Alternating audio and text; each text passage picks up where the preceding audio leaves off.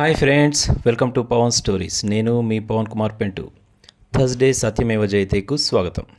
మన దేశంలో ఎందరో మహానుభావులు పుట్టారు.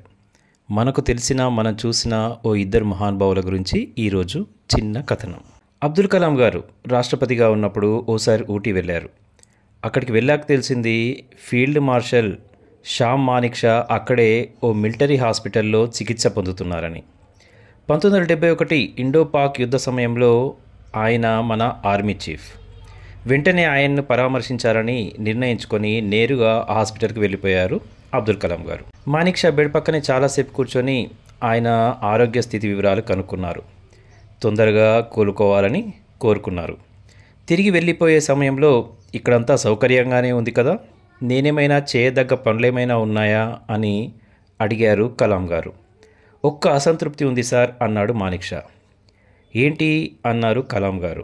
నా దేశ ప్రథమ పౌరుడే నా దగ్గరకు వచ్చినప్పుడు నేను లేచి తనకు సెల్యూట్ చేయలేని స్థితిలో ఉన్నందుకు అసంతృప్తిగా ఉంది సార్ అన్నాడు కళ్ళు తుడుచుకుంటూ ఆయన. కలాం కళ్ళలో కూడా ఒక్కసారిగా తడి. షా చెయ్యి మీద చేయి వేసి ఆత్మీయంగా నొక్కారు. సార్, చిన్న రిక్వెస్ట్ అన్నారు ఆయన. ఏంటి చెప్పండి అన్నారు కలాం గారు. 20 ఏళ్లుగా నాకు ఫీల్డ్ మార్షల్ ర్యాంకుకు తగిన పెన్షన్ రావడం లేదు అంటూ చెప్పి ఆగిపోయాడు షా. కలాం ఢిల్లీ వెళ్ళగానే చేసిన మొట్టమొదటి పని షా పెన్షన్ ఫైల్ తెప్పించుకోవడం, తగిన ఆదేశాలు జారీ చేయడం. వారం రోజుల్లో డిఫెన్స్ సెక్రటరీ ద్వారా 1.25 కోట్ల బకాయిలకు సరిపడా చెక్కును ప్రత్యేకంగా కొరియర్ ద్వారా ఊటీకి పంపించారు. అది మన రాష్ట్రపతి కలాం గారు. ఇక్కడే చిన్న ట్విస్ట్. ఆ డబ్బు మొత్తాన్ని మానిక్ షా ఆర్మీ రిలీఫ్ ఫండ్కు వెంటనే డొనేట్ చేసేశాడు. ఇది మానిక్ షా. ఎవరికి సెల్యూట్ చేయాలి? ఇద్దరు ఒకరిని మించిన ఒకరు.